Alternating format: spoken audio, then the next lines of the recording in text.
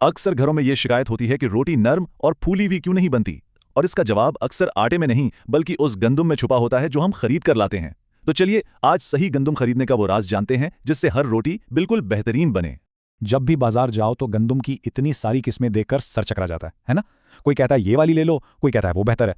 बस कंफ्यूजन ही कंफ्यूजन। लेकिन फिक्र की कोई बात नहीं, इस कंफ्यूजन को आज हमेशा के लिए खत्म करते हैं।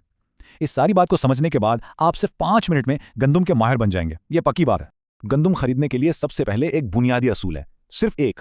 और यकीन करें अगर ये एक बात समझ में आ गई ना तो समझें आधी परेशानी तो वहीं खत्म। ये गंदुम खरीदने के पूरे तरीके को ही बदल देगा।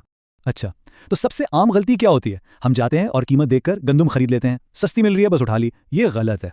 असल उसूल ये है कि गंदुम को सिर्फ गंदुम समझकर नहीं खरीदना, बल्कि ये सोचकर खरीदना है कि रोटी कैसी चाहिए, बिल्कुल नरम और मुलायम या फिर थोड़ी सख्त और फूली हुई, क्योंकि आप जो गंदुम चुनेंगे रोटी बिल्कुल वैसी बनेगी।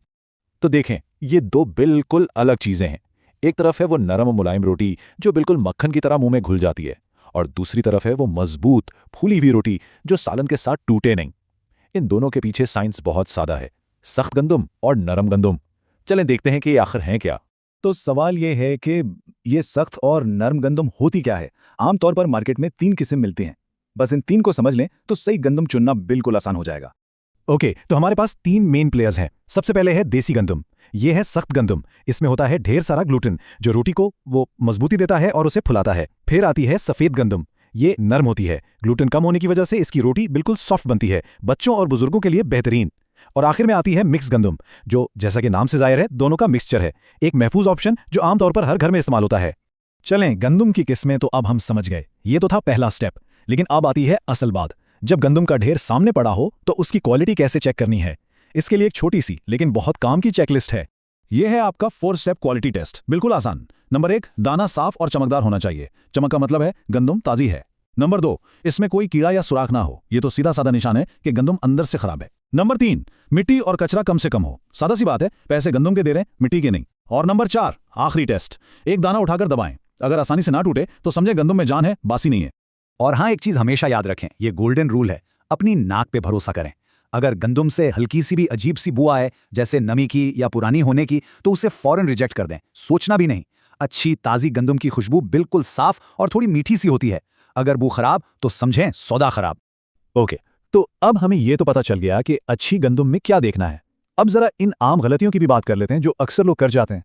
इनसे बचना उतना ही जरूरी है जितना अच्छी गंदुम को पहचानना। बस इन 4 गलतियों से बचना है। पहली, सिर्फ सस्ती चीज के पीछे नहीं भागना। दूसरी, पुरानी स्टोर की हुई गंदुम से दूर रहना है।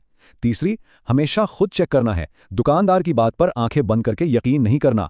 और चौथी और सबसे अहम, ये नहीं सोचना कि सिर्फ एक ही किस्म की गंदुम से काम चल जाएगा।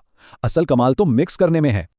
और अब वो खास टिप, वो प्रोफेशनल सीक्रेट जिससे रोटी का गेम ही बदल जाएगा। यह है परफेक्ट रोटी का असल फॉर्मूला। देखिए, जो एक्सपर्ट नान भाई होते हैं या घरों में जो तजर्बाकार खवातीन होती हैं वो एक राज जानती हैं, और वो राज ये है कि बेहतरीन रोटी कभी भी सिर्फ एक किस्म की गंदुम से नहीं बनती। असल जादू तो सही ब्लेंड में है। तो ये रहा वो जादुई फॉर्मूला, 70% देसी गंदुम यानी सख्त गंदुम और 30% सफ़ेद गंदुम यानी नरम गंदुम। अब इससे होगा क्या? वो जो 70% सख्त गंदुम है वो रोटी को मजबूती देगी, उसे फुलाएगी, और बाकी 30% नरम गंदुम उसमें नज़ाकत और सॉफ्टनेस लाएगी। नतीजा, एक ऐसी रोटी जो फूली हुई और मजबूत भी है और साथ ही साथ नरम भी, यानी बेस्ट ऑफ बोथ वर्ल्ड्स। तो अब सही गंदुम खरीदने का तरीका तो आपके हाथ में है, लेकिन एक आखिरी सवाल छोड़े जाता हूं। क्या बेहतरीन रोटी का सारा राज सिर्फ सही गंदुम में है, या फिर आटा गूंदने का अंदाज और रोटी सेकने का हुनर क्या वो बराबर का हिस्सा नहीं डालते? इस पर जरूर सोचिएगा। और हाँ, अगली बार जब गंदुम लेने जाएं तो इस सारी इंफॉर्मेशन को इस्तेमाल जरूर कीजिएगा।